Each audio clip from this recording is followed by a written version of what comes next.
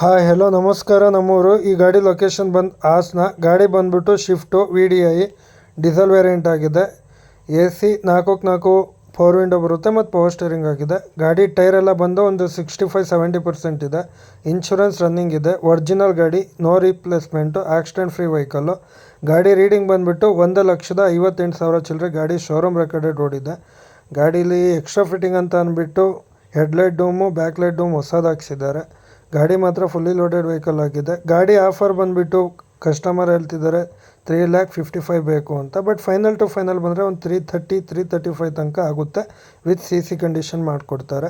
ಗಾಡಿ ಮಾತ್ರ fully loaded ಆಗಿದೆ. ಈ ಗಾಡಿ ಹೆಚ್ಚಿನ ಮಾಹಿತಿ ಬೇಕಾದಲ್ಲಿ ಕೆಳಗಿರುವ ನಂಬರ್ಗೆ ಕರೆ ಮಾಡಿ, ಇಲ್ಲ ಇದೇ ಅಕೌಂಟ್ಗೆ DM ಮಾಡಿ ಅಂತ ಹೇಳ್ತಾ, ಆದಷ್ಟು ಅತಿ ಹೆಚ್ಚಿನ ಸಂಖ್ಯೆಯಲ್ಲಿ ಶೇರ್ ಮಾಡ್ತೀರಿ. ನೋಡೋರೆಲ್ಲ ಫಾಲೋ ಮಾಡ್ಕೊಂಡು ನೋಡಿ.